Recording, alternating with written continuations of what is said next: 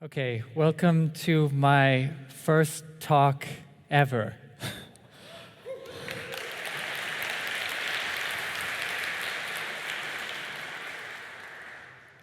The workplace is a battleground. And of course, I don't mean that the workplace can't also be a place of great creative energy and excitement, but it's also a battleground because it's a place of concentrated emotion. Difficult emotions can arise, whether it's a talk with a manager or an all-hands meeting has just informed us that the next quarter doesn't look so good.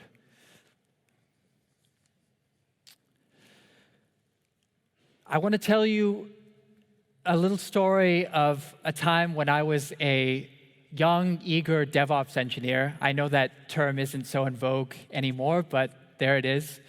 And I worked for a startup that I loved it. I wanted to show them how good I could be and give it my best effort.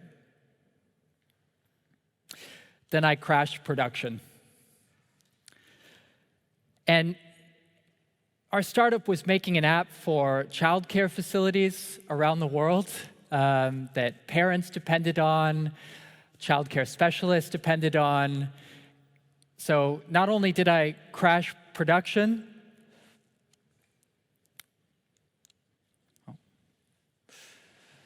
I also failed thousands of kids simultaneously. Has anyone else ever crashed production, brought it down? It's almost everybody in the room. And I feel like it's almost like a rite of passage for us in this industry. So you can imagine the feelings that I was feeling at the time. I was so upset with myself. I was so angry with myself for letting these people down and letting myself down.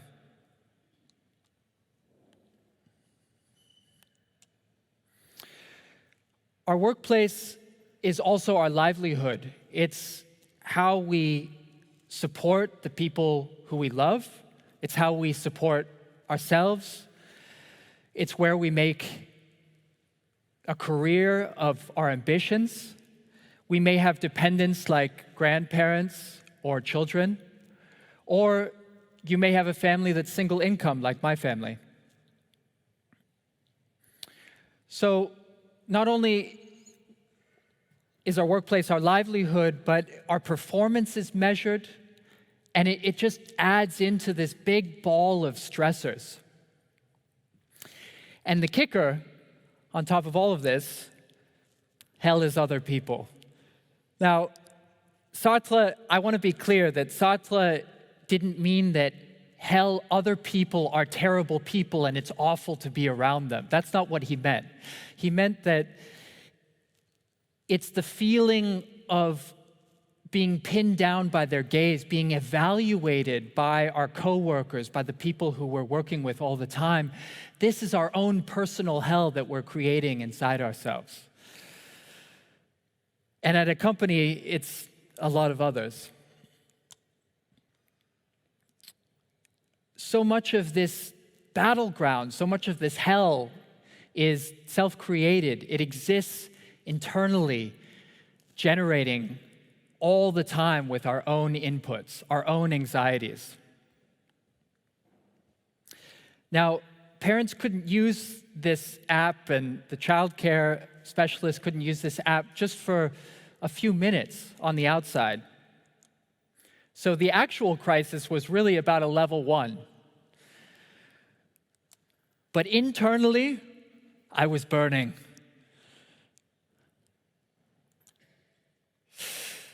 Now, you might not be bringing down production every day, so let's talk about a more commonplace scenario, and that's interpersonal conflict. Interpersonal conflict, according to this study here, ranks as the second category of highest stressful incidents at work, just behind whether or not our time has been effectively used at work. It's a really big portion of being at work, whether you're physical or remote. So how do we navigate all this stress? And how do we do it with grace? Well, my name is Tao, and I am a developer advocate at Garden. And I want to talk about stress today. I want to talk about stress, but more specifically, I want to talk about a specific stress reaction, and that's anger. And I want to talk about how we can navigate it skillfully at the workplace. I've been meditating for about 8 years. I've been together with my wife for about 5 years, and our daily ritual together when we wake up is to meditate for an hour every day. My longest retreat into silent meditation was about 5 weeks. So you could say I have a little bit of experience meditating mindfully, although certainly not meditating mindfully on stage for my first talk. Now, I will give you a short guided meditation of sorts toward the end, and then I will also give you a demo of the brain meditating toward the end. I started thinking about this talk actually quite a long time ago. Well, not that long. I just joined Garden about 6 months ago, and I've typically been very social media averse, but I thought I was an SRE before I was a developer advocate, and I thought coming into this new position that it was really about time that I got on Twitter, because I wanted to be in tune with our customers and hear what they were talking about when they were using our product and also communicate back. One thing I noticed almost right away is there was so much anger on Twitter. Really a lot. Angry people shouting at each other, getting upset with themselves, at their workplaces, at previous workplaces. And I thought, okay, well, I really want to make a positive impact in this space on tech Twitter and the tech industry as a whole. So this talk today is my very first attempt to try and make that positive impact. But first, I want to tell you a story of Grendel. Grendel is a comic book anti-hero that was created by Matt Wagner almost to the day 40 years ago. And I was a little kid when I first discovered Grendel. My father had this enormous chest full of comics at his home. And it must have been hundreds of issues, maybe even 1,000. And imagine me, this young kid coming up, and I'm opening up this chest, and it's just this riot of color, superheroes, villains, all kinds. I was enraptured. But one character captured me and hasn't really let me go for 25 years now. And that's Grendel. Now, Grendel has had many incarnations throughout its 40 years. The incarnation you're seeing here is Christine Spar, the second Grendel. And I'm telling you this because Grendel is not any one person. That's not really the message that's being sent. In fact, Matt Wagner set out with Grendel. He said it was a study of the nature of aggression, which I think is kind of perfect for this talk. And the fact that Grendel isn't any one person, it's inherited, it's spread. So all these Grendels you see here, these are some of the different incarnations that have existed. So the real the message being delivered here is that aggression, anger, our anger at the workplace, our anger in life, it's infectious. It's so infectious that over the hundreds of years that the Grendel saga takes place, it can't stay to a single person. No. Now Grendel spreads and spreads until there's a whole Grendel army, all united under one great Grendel Khan. I want you to think about a time when you were angry. And it could be at the workplace, it could be at home, it could be on Twitter. And think about how that made you feel. It's as if the whole world disappears and narrows until only anger remains. There's no more Tao. There's just the rage, the anger, the bad feeling. So I think the lesson of Grendel is clear. Put on the mask of Grendel, put on the mask of rage. Put on the mask of rage and continue to put it on over and over, and you become it. You become an angry person. You become rageful. You become vengeful. So my question to you is anger ever appropriate in the workplace? I want to be clear that I don't mean, is feeling anger ever appropriate in the workplace? Of course, it's appropriate in the workplace. Our feelings are our feelings. They're bound to arise. But is the expression of anger ever appropriate in the workplace? No, it's not. It's never appropriate. That doesn't mean we won't experience it. As I said, we are human after all. It's bound to happen, bound to happen. But we can be skillful in how we manage our anger, in how we manage our frustration, our agitations, our anxieties at work. It is possible. It can be taught.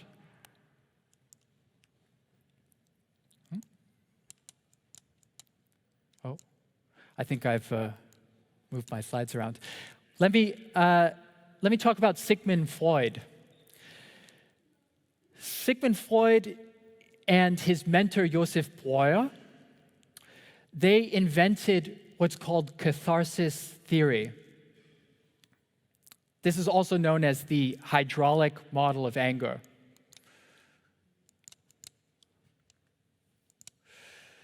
And this is the man who famously popularized cocaine, who gave us the catharsis theory. And catharsis descends from the Greek catharsis with a K, which means to cleanse or to purge. I want you to think about emotions and how sometimes they can feel so strong that it almost feels like they're building up, right? It feels like we're a pressure container, like we're a pressurized container. Or if you take a body of water and you put it in a vessel and you apply pressure to it, eventually, and it's bound to happen, the water will break free of the vessel will break. So Sigmund Freud and Breuer, they adopted this idea to the field of human emotion. They thought, well, the human must be like a container under pressure. And if we don't find some way to release it, we will break. We will fall apart. Well, let's test that theory. If we have a pillow and we're suffering from anger or rage or agitation, pillow meets fist, right? That should be all that there is to it. We should be able to vent our feeling that simply and then move on with our day. Well, it turns out that's not the case.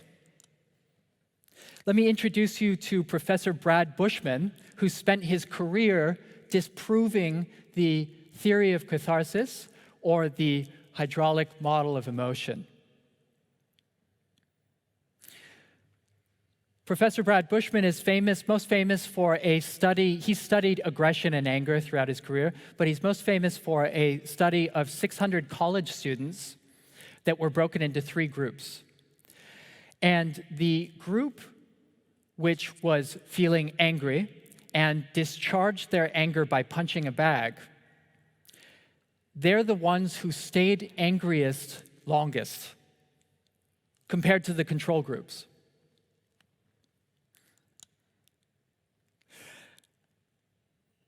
Professor Brad Bushman said on the catharsis theory, the theory of discharging our anger by punching something, there is no scientific evidence to support it.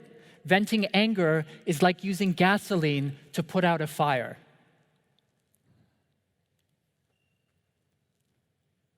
I want to be clear that I'm not advocating repression,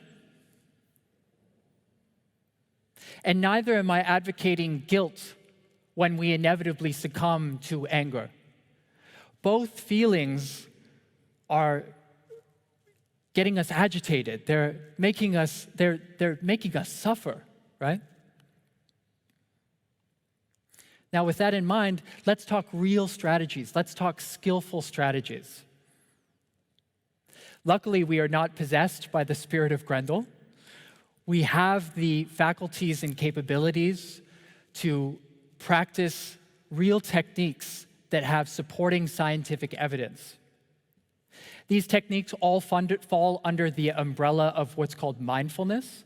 And mindfulness descends thousands of years old, but science has really only had a chance over the last half century to really put it under the microscope and test real techniques in a mindful way and how they can heal the human condition.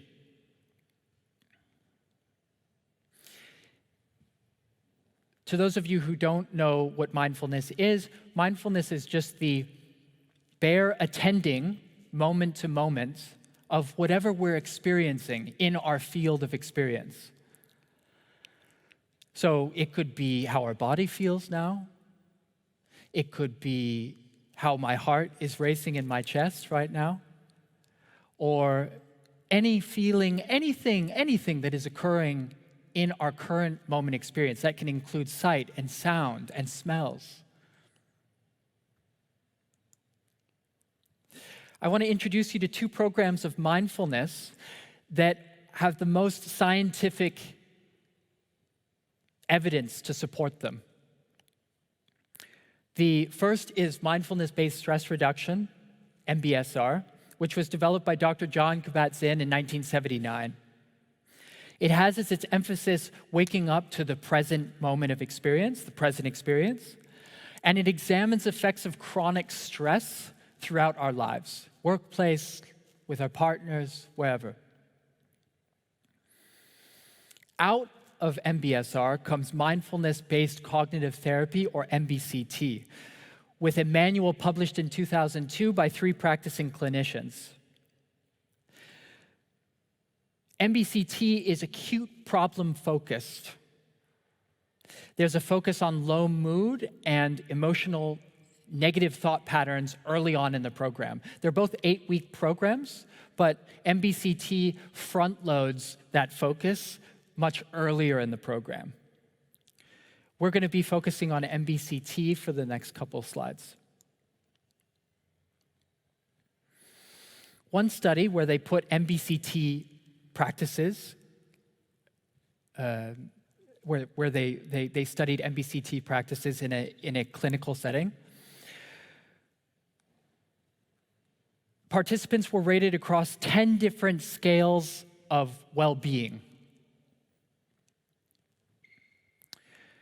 And the top scale with most measurable impact was dealing with stress, healthy dealing with stress. So these are some testimonials from some of the nurses that were involved in the program.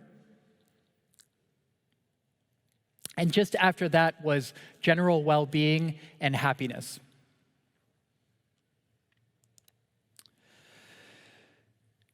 Now, you might be wondering, okay, but do I need to do an 8-week course? I really don't want to. Also, my job isn't going to give me that time off. No, you don't.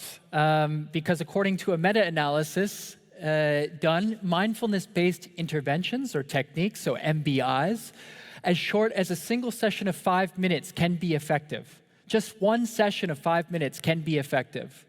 And that's what we're going to do today. We're going to do it in a condensed manner.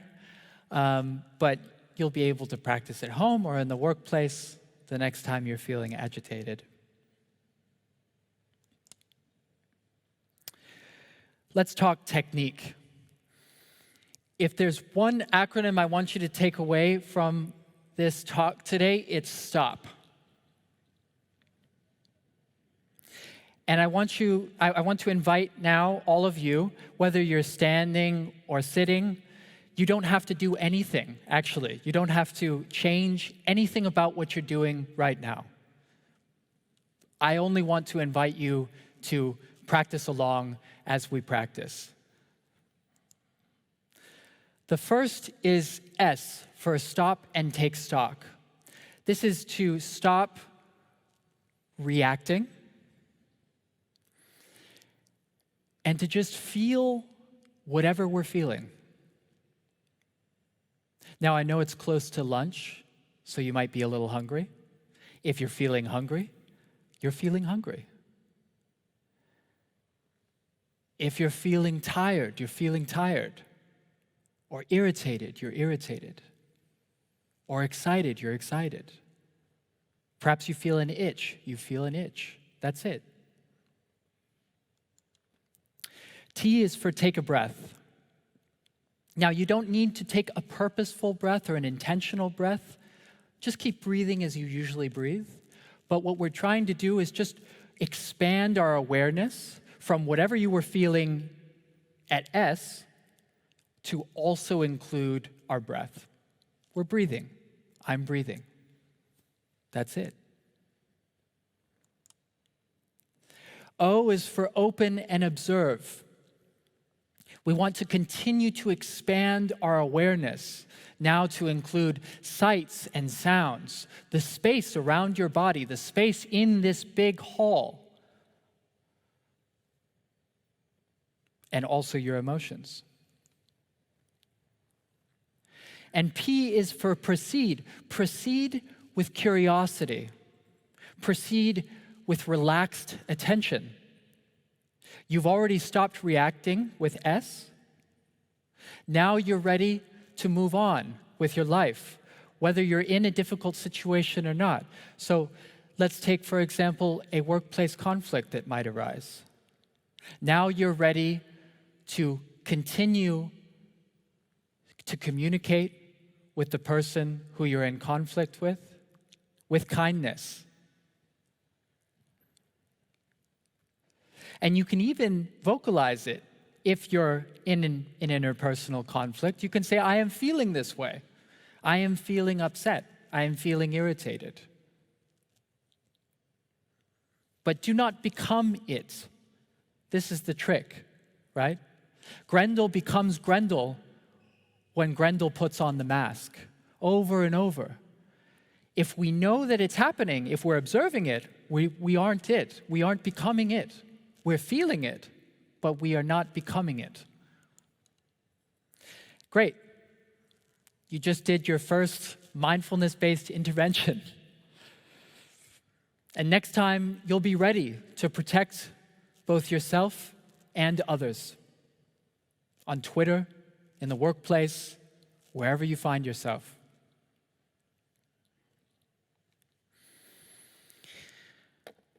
Now, I brought a little device here with me. It's pretty silly. And this is a mobile electroencephalograph. It's a consumer-grade version of an EEG unit that you'd find at a hospital, for example. So I'm just going to put this on. And I'm going to pray to the demo gods that my first demo goes off without a hitch.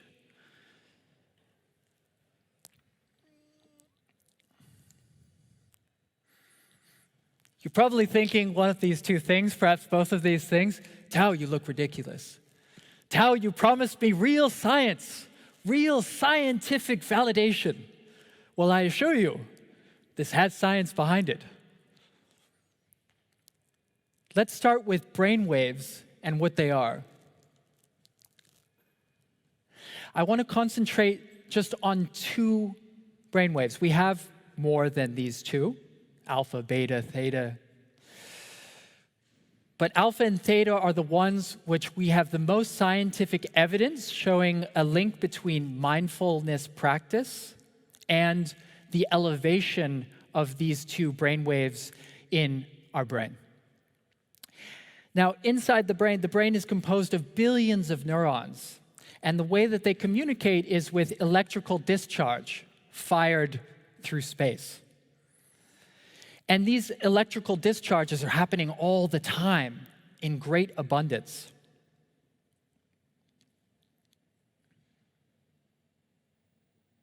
And they can be grouped and measured.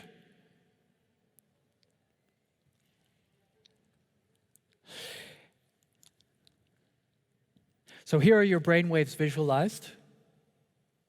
You can see we have delta, theta, and alpha are the ones I want you to pay attention to here, because you'll see them in a second.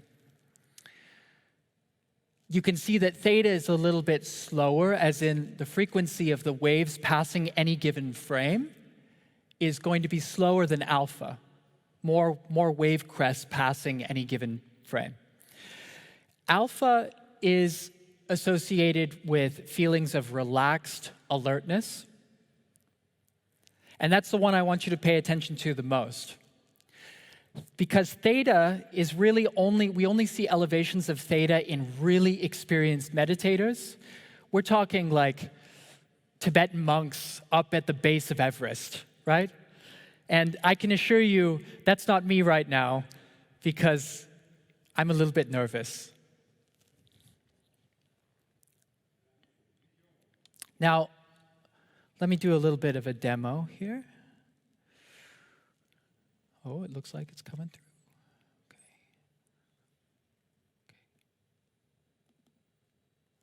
Okay. All right.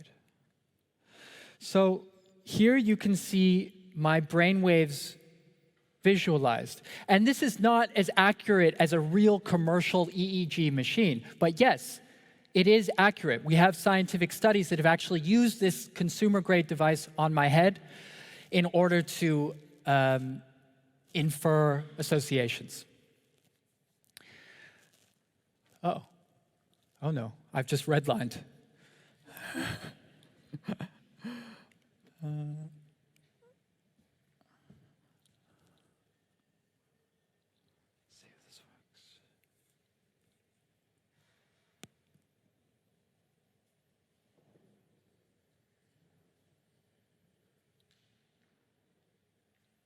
Oh, there we go.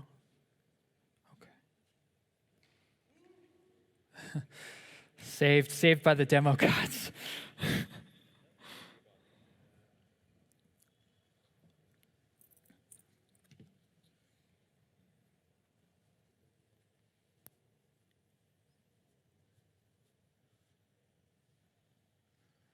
Okay. So this is an app on my phone, which is connected via Bluetooth to this MEG device. And it's streaming via the OSC protocol to an endpoint, and this endpoint is my laptop. This is the most technical you're going to see me today. Okay, so let me just try. I'll do it real quick so you won't get too bored. But please have a look out for the blue line, which is indicative of elevated. This is a relative graph, so have a look for the blue line. You should see the blue line break out toward the top. That's alpha wave activity.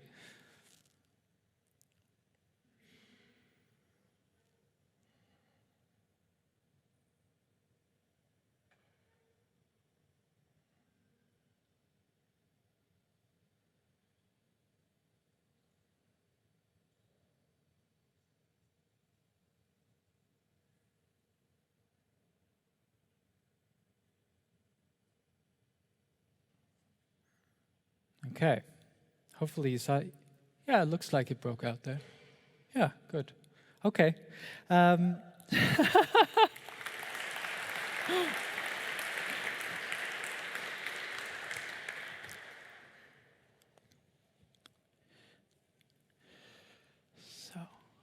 let's see here.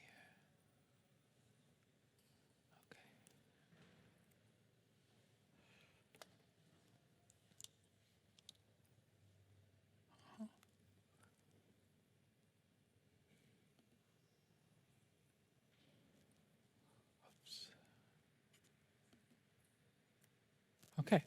Thank you so much for joining my very first talk. I just want to leave you with something, and you're welcome. You're more than welcome. If you're on Twitter, please reach out. I'm at World of Geese. I work for Garden. I want to leave you with one thing, and that is, if you take anything away from this experience, remember the acronym STOP. The next time you find yourself in an interpersonal conflict and you find yourself getting heated, you feel almost like it's going to take you away. If you can just stop the reactive cycle just for a moment, and just one of you does this, I will have done my job today. Thank you.